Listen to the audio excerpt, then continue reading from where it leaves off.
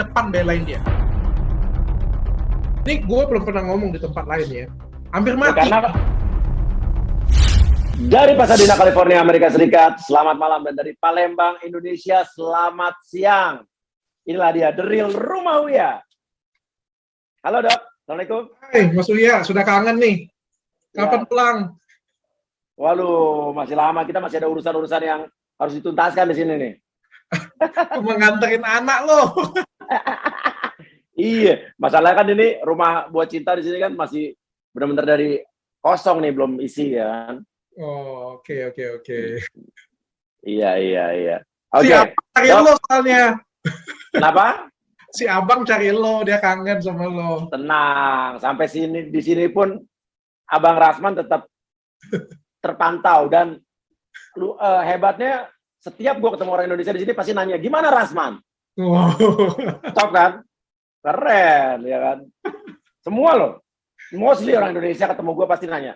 Mantap. Artinya dia terkenal banget. Jadi Populer. pencariannya itu kalau di Google nanti kalau dicari Uya itu bawahnya langsung keluar ya. Rasman ya.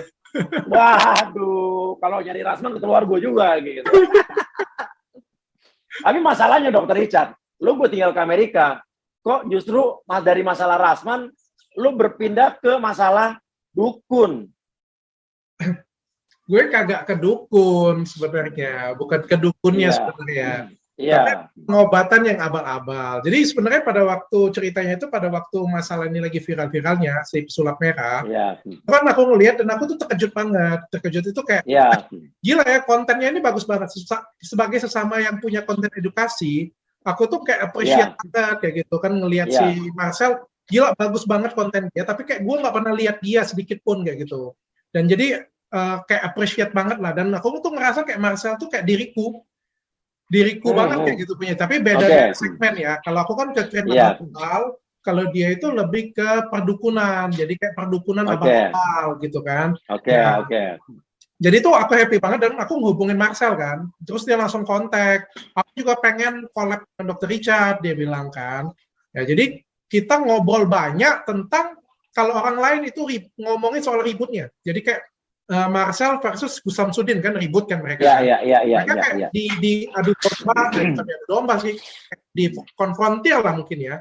Kalau aku nggak tertarik justru, aku nggak tertarik sedikit pun. Aku tertariknya justru ke kontennya Marcel ini itu bisa dijadikan titik balik untuk mengedukasi masyarakat bahwa pengobatan yang benar itu yang bagaimana gitu. Itu awalnya ya. Itu awalnya pengobatan yang abal-abal kan banyak kan. Dukun-dukun itu kayak gue tersinggung sih sebagai dokter, dokter ini bukan sebagai dokter estetik ya. Itu seorang dokter itu kayak bikin izin praktek itu susah, bikin izin SIP susah, bikin klinik susah kayak gitu kan. Terus sekolahnya lama lagi. Terus kok giliran dukun sekolah kagak, sertifikat nggak punya, bikin izinnya enak banget kayak gitu punya, dan pengobatannya bisa semua cabang. Kan Nah, makanya ini kita lihat dua artikel ya. Ini ada artikel nih. Ngamuk usai dipermalukan habis-habisan. Gus Samsudin beri sumpah serapah ke Dr. Richard Lee. Gus Samsudin klaim tak cari duit dan popularitas. Dr. Richard Lee bongkar bayaran saat datang podcast. Oke. Ini gimana sih? Emang lo ngebongkar bayaran dia? Emang dia dibayar berapa waktu itu? Enggak, gue nggak bongkar bayaran dia. Kan habis ini nih ceritanya kayak gini, kan pagi-pagi itu kan janjian collab dengan Marcel. Habis itu tim bilang, "Dok, Gus Samsudin mau collab dengan kita, tapi dia minta duit transport katanya." Berapa? Nah, terus gue bilang kan ya, "Boleh dong, berapa?" Gue bilang kan. Terus anak buahnya bilang, "Nggak ada angka, disamain aja dengan tarif TV." Gue bilang kan tarif TV kan 500.000 sampai 1,5 juta kan. Ya udah, gue bilang kasih gila 1,5 lah, gue bilang kayak gitu kan. Terus dia bilang juga dia nggak patok angka, pokoknya kasih aja, dia bilang ya. Udah, gue kasih melalui staff gue dong. Salahnya di mana coba? Nah, tapi lo ngomong tuh bayarannya 1,5 juta gitu. Gara-gara besoknya dia ngomel-ngomel di, gue liatnya di TikTok sih, gue nggak liat YouTube dia sih. Dia ngomong ke Dr. Richard tuh menghina dia. Ngasih 1,5 juta katanya kan, terus 1,5 juta itu dia kasih ke supir, dia bilang, mohon maaf ya, supirnya itu aku yang pesenin loh. Maksudnya? Supirnya yang dia pulang dari tempat gue, pulang ke tempat dia, kan gue yang pesenin supirnya, anak buah gue yang pesenin. Jadi nggak mungkin dia kasih supirnya 1,5.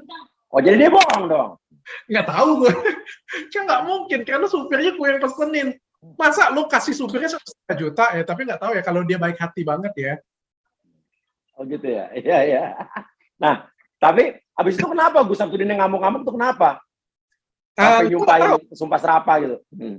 Dia ngomong Dr. Richard itu pintar tapi tak beradab, dia bilang seperti itu. Jadi dia bilang, Dr. Richard itu pintar tapi tak beradab. Gue nggak tahu kenapa, padahal kan sebenarnya baik-baik aja. Dan di akhir podcast kita ngomong bahwa saya minta maaf dan kita no hard feeling ya. Habis selesai ini nggak ada apa-apa, nggak ada tuntutan hukum juga. Aku bilang gitu juga. Oke, baik-baik semua tuh, salam-salaman, sempat dia minta foto bareng. Habis itu pulang ya baik-baik aja. Gue juga terkejut.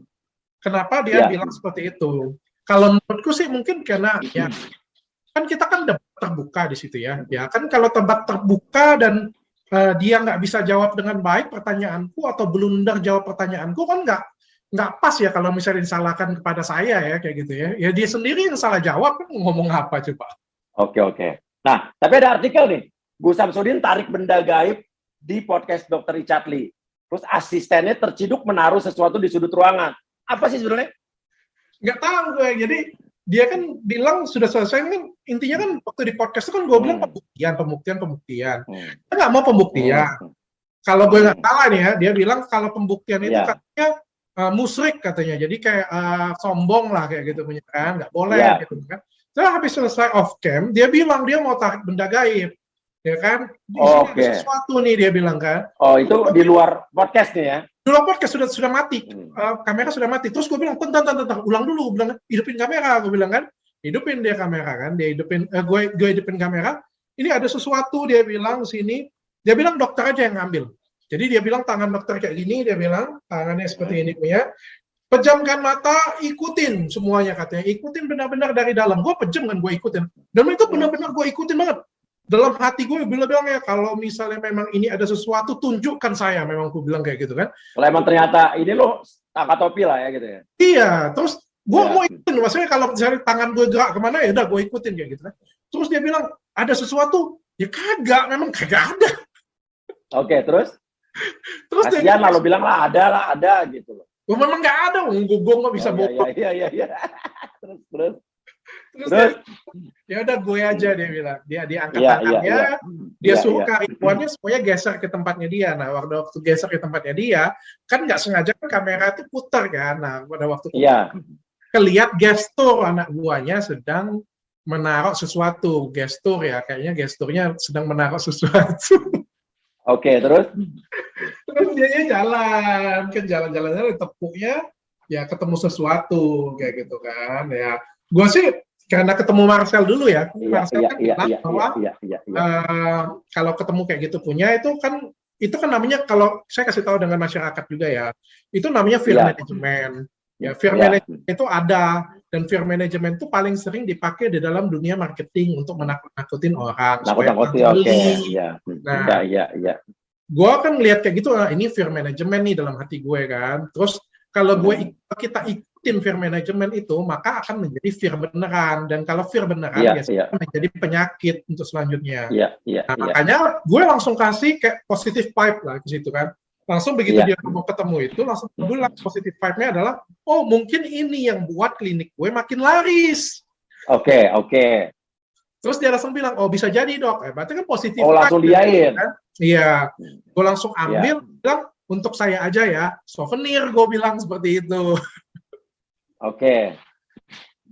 Ternyata itu, tapi lo ngeliat tuh waktu dia ada gestur, lo ngeliat? Ada di kamera rekamannya? Gue nggak lihat.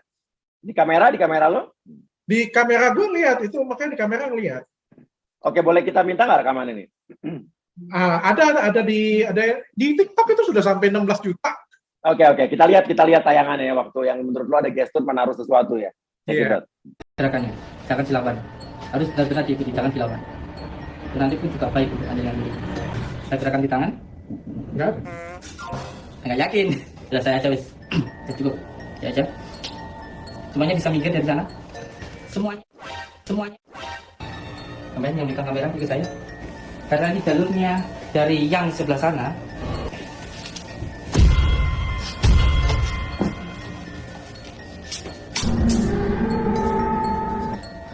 memiliki sejenis melati begitu, yang memang biasanya di tempat itu ada sesuatu hal yang menjadi daya tarik, bukan hanya secara zahiriahnya saja, tapi juga secara batinnya. Nah, nanti ini yang bisa bikin tempat ini jadi lebih ramai. Saya simpan aja kalau gitu. Oh itu ya, itu asistennya berarti ya? Iya.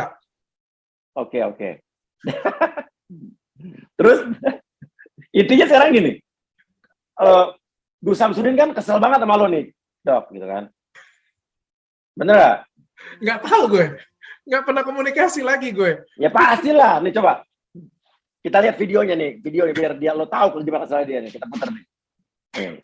Saya diundang di Dr. Richard. Saya mendapatkan undangan dengan cara yang baik-baik. Saya diundang dengan cara yang baik. Karena ketika diundang ya maka harus datang. Ketika datang di sana saya disiapkan pisau loh. Di sana saya disiapkan pisau. Kalau kamu benar-benar sakti, iris tubuh kamu. Sayat tubuh kamu. Saya sayat akhirnya. Walaupun saya sudah mengelak berkali-kali. Bekas irisan-irisan tangan saya. Saya itu hanya berdoa, semuanya saya pasrahkan kepada Allah. Tapi lama-kelamaan kok seperti menyepelekan menurut saya, mengejek. Akhirnya saya ambil pisaunya itu. Saya iris-iriskan ke tubuh saya ini. Akhirnya saya dimarahi sama istri saya. Seolah-olah kalau saya meladeni, saya seperti sombong, tidak dilayani, kita tidak berani. Ya seperti inilah, apa ya, orang-orang yang menurut saya pintar tapi tidak beradab ya. Ya sampaikan aja lah ke Dokter Richard ya. Mohon maaf kalau ada kata-kata saya tidak baik, tapi ini kenyataannya. Saya menerima undangan panjenengan dengan penuh sopan. Mas Uya, itu kalau kalau gue laporin itu kena nggak pencemaran nama baik? Kenapa? Kalau gue laporin kena nggak itu pencemaran nama baik? Pintar tapi tidak beradab. Tapi lo dibilang pinter dong. Tapi tidak beradab. Ya udah imbang lah. At least lo dibilang pinter, ya kan?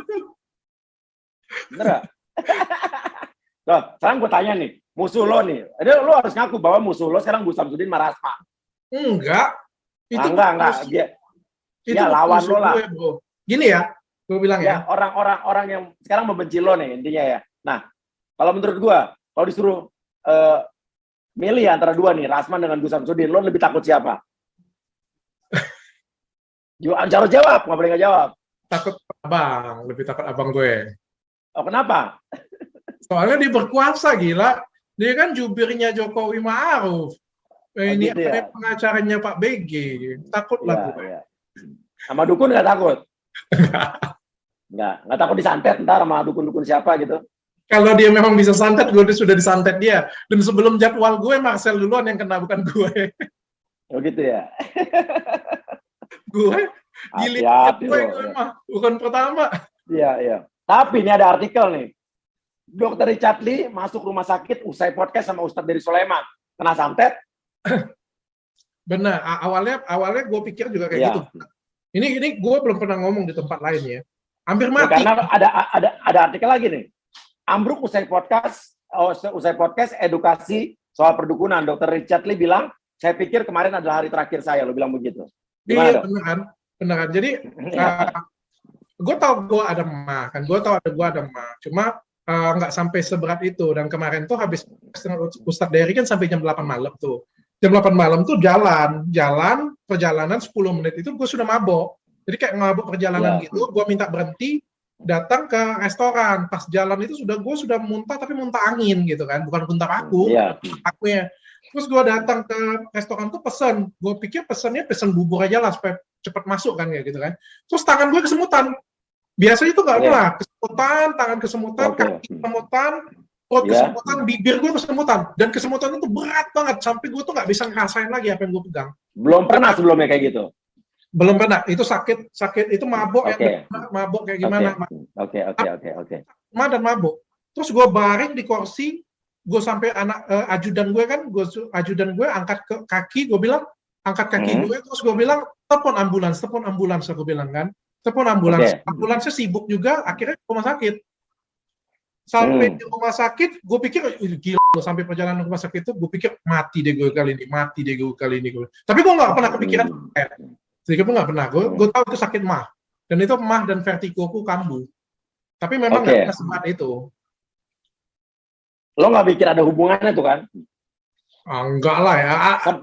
Sempet terpikir nggak? Wah, kena santet nih gitu. Ada lah 10% lah ya, tapi gue tahu bahwa gue nggak makan, belum makan. Enggak, tapi lo sempat kepikiran bahwa, wah, gue kena santet nih gitu. Enggak, ada lah kelewat sedikit ada opsi itu lah, tapi 10% lah cuma ya. Gue kena santet nih gitu. Gue juga masih sadar sampai di rumah sakit. Gue Iya, itu iya. dokternya loh. Jadi Iya, gue iya, iya, iya, pas iya, penuh, iya. semutan semuanya, dokter itu Iya, tanya kan, iya, dokter Iya. Richard, ya kan, kayak gimana nih? Gue bilang aku takut jantung, EKG aku dulu gue bilang kan. Iya, EKG aku bilang cek gula darah aku. Habis itu infus. iya. Pemerintah itu malah masih. Iya, Gue masih bagus banget. Jadi aman ya. Itu sampai masuk UGD tuh. UGD sampai jam 11 malam gue di UGD. Pulang itu gue pikir aduh besok banyak kan. Gue bilang besok lagi gue penuh lagi gue bilang kan. Mana mantan karyawannya Samsudin mau datang lagi gue bilang kan. Tapi syukurnya sehat. Pulangnya pas bangun tidur gue sudah sehatan. Ya udahlah, podcast seperti biasa. Jadi nggak kena santet ya? Nggak ada paku. Ya. Nah, tapi ada lagi nih, ya. Geram, trik licik di kuak mantan kameramen Gus Samsudin ancam lapor polisi. Richard Lee ketawa, katanya sakti. Emang apa sih gimana jadi mantan kameramen ini bilang apa emang? Oh, mantan kameramennya itu ya dia bongkar bahwa dia kan yang awal-awal buat subscribernya itu dia.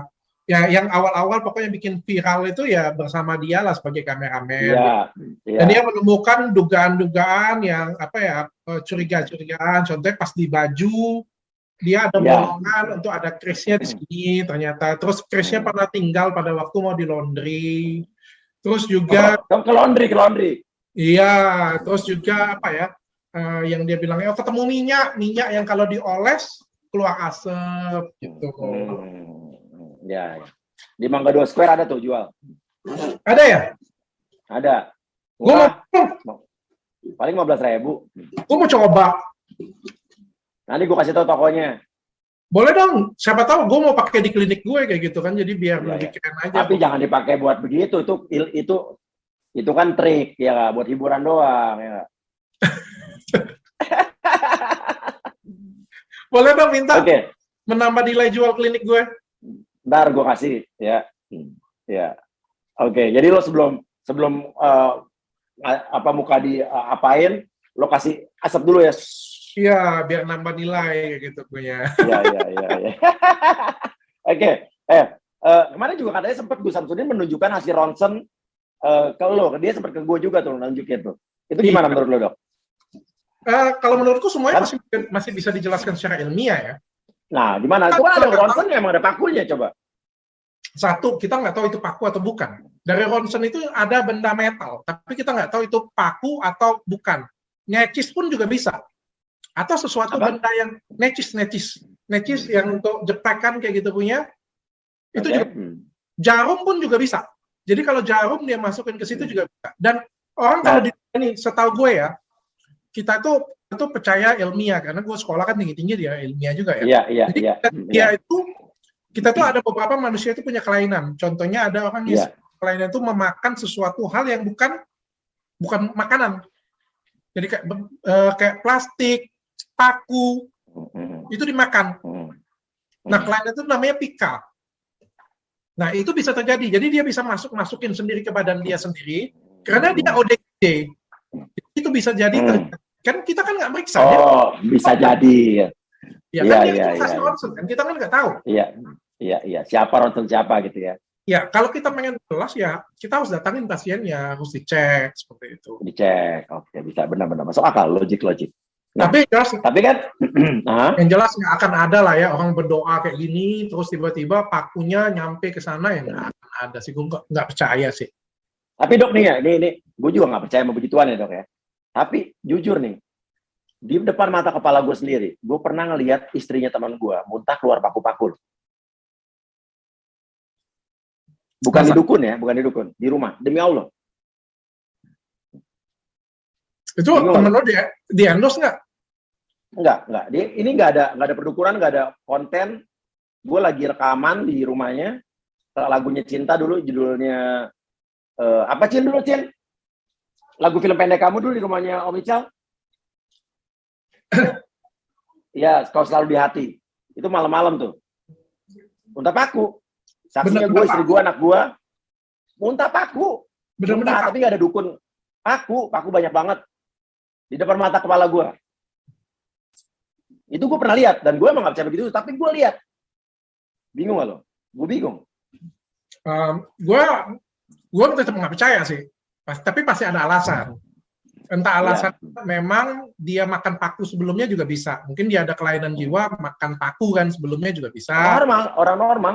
Kan nggak ada yang tahu. Dia kan di belakang lu. Gimana kan kita nggak ada yang tahu. Gitu. Tapi yang jelas kita percaya kayak gini Mas Uya. Yang namanya bahang itu kalau misalnya ada di dalam, bisa keluar pasti ada di dalam. Kalau dia ada di dalam, pasti ada penyebabnya bagaimana sampai ke sana. Kalau misalnya ada bisa kirim nih dari kutub utara bisa kirim ke kutub selatan, waduh, kalau ada yang bisa kirim kayak gitu punya enak banget ini. Gue internet laku, lu dari Amerika ke sini aja tuh bisa dikirim dia tuh bisa, dipaketin dia tuh bisa. Iya. Ya, tetap ada cerita lah bagaimana paku itu bisa masuk ke dalam perutnya dia kan bagaimana, entah dia telan, entah trik, entah apa kan kita nggak ada yang tahu. Jadi intinya dokter sama apapun black magic, ilmu hitam, voodoo, santet, nggak percaya ya? I don't believe it. Aku nggak percaya. Oke, termasuk voodoo dan lain sebagainya. Nggak percaya. Oke. Aku kalau misalnya diomong kayak gitu kayak kemarin ya, satu pun sampai detik ini nggak ada dukun bisa membuktikan memang kesaktian dia loh. Semuanya nggak. Gue juga kalau gue pribadi lo tanya gue nggak percaya. Cuman emang gue pernah ngeliat gitu. Dan gue sekarang nggak tahu logika berpikir gue gimana, gue nggak ngerti. Masalahnya yang datang ke podcast gue itu sampai sekarang nggak ada satupun yang bisa buktiin kesaktian mereka. Iya. Padahal kan kayak pintu sebesar-besarnya. Lu tunjukin aja lu sakti. Benar. Ya kan? Tapi kan nggak banyak banget lah alasannya. Pokoknya ngeles kanan kiri nggak ada yang berani tunjukin kesaktiannya. Jadi gue jadi nggak percaya dong. Ya kan? Gue dari awal nggak percaya dan sampai akhirnya tetap nggak percaya. Terus dia bilang apa? Dukun itu apa sih definisinya? Dukun itu adalah manusia yang punya kemampuan lebih. Gue kesian loh sebenarnya dengan Avenger. Avenger tuh keren-keren di luar negeri. Sampai di Indonesia jadi tarafnya jadi dukun.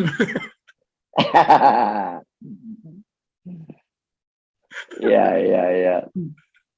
Oke, dok. Tapi dokter Richard sempat tersinggung gara-gara perkataan Gus Samsudin tentang dokter yang katanya disamakan dengan dukun, betul? Kagak. Jadi gini, Mas Uya, aku ngelihatnya lucu dan aku nggak tersakiti sama sekali. Beda dengan waktu kemarin aku berantem dengan siapa kayak gitu punya ya. Itu juga mungkin aku juga belum sampai tahap sekarang ini. Mas Uya ini salah satu yang menginspirasiku sebenarnya. Kenapa dok? Jadi kan waktu dengan Gus Samsudin, gue ngelihat ini kan nggak benar. Apa yang disampaikannya juga tidak mendidik dan tidak benar lah, yaitu pengobatannya abal-abal. Jadi kan gue coba buka secara pengobatan abal-abalnya. Apa sih pengobatan abal-abal bagaimana? Terus kalau gue ladenin, kan dia bilang dokter Richard itu pintar tapi tidak beradab. Kalau gue ladenin, ini akan jadi berantem. Terus dia juga bilang dia nyindir gue soal bayaran, dia soal nyindir gue lagi soal apa ya namanya, mau laporin gue. Kalau gue ladenin, ini pasti akan jadi berantem. Dan nggak level lah ya, kayak dokter kelas gue berantem dengan dukun kayak gitu punya. Nah, gue nggak ngerasa selevel seperti itu. Makanya gue pakai cara lo aja, gue edukasi aja. Plus dapat gue tambah. Betul. Gue datang ya kan, kalau kita mau ngomong siapa yang salah, maka kita harus belajar siapa yang benar. Jadi kan kita kalau kita ngomong, ini si siapa namanya Udin ini salah. Nah, kalau kita ngomong dia salah, maka kita harus tahu yang benar yang mana. Oke, betul. Gue datangin Ustadz, yang mana Tat yang benar Ustadz? Gue datangin Ustadz Ruqyah, yang mana nih Ruqyah yang benar nih? Ajarin gue dong Ruqyah yang benar itu sebatas apa? Pengalaman dia Ruqyah itu kayak gimana? Keluar paku apa kagak? Gue datangin karyawannya, beneran sakti kagak dia? Iya. Gue datengin asosiasi dukun yang lain sakti beneran nggak? Gue kan bicara lo. Iya. Sudah buka, kasih edukasi masyarakat, Ya bonusnya gue dapat duit juga. Nggak ada yang salah kan? Semuanya dapat pintar. Ya. Nggak ada masalah, nggak ada masalah. Paling ada netizen yang alay aja yang bilang pansos paling gitu kan. Ya, gue juga begitu digituin ya kan. Ya kan? Dia yang pansosin gue. Ember. Nah, tapi kemarin juga sempat heboh nih, ada artikel nih. Heboh Gus Samsudin sebut kanker payudara karena sering marah ke suami. Gus Samsudin ungkap penyakit kanker gara-gara sering marah-marah ke suami. Itu disampaikan di lo ya? Iya, keren loh. Hebat loh. Hebat banget. Gue kagum sama dia loh. Dia bisa, kan itu kan bahas tentang jin ya. Dia kan bisa narik jin. Iya. Pindahin ke orang. Gue kasih lihat video dia. Itu video dia sendiri. Gue tanya kan, itu sakitnya apa ya? Kan gue kan bahas soal pengobatannya dong. Jadi kan gue tanya, dia bilang sakitnya dada. Sakitnya apa? Oh, kanker payudara katanya. Oke. Apa yang nyebabin kanker payudaranya? Gue bilang. Terus dia bilang kan yang nyebabin kanker payudaranya karena dia marah-marah. Karena ada, dia sebut dulu ya syariat Islam apa-apa kayak gitu punya. Dia bilang, karena ini marah-marah dengan suami, dia bilang. Gue langsung terkejut kan. Gue sebagai dokter, gue terkejut lah. Gue bilang, tahu dari mana marah-marah dengan suami bisa menyebabkan kanker? Iya. Lagi marah-marah dengan suami menyebabkan kanker. Iya.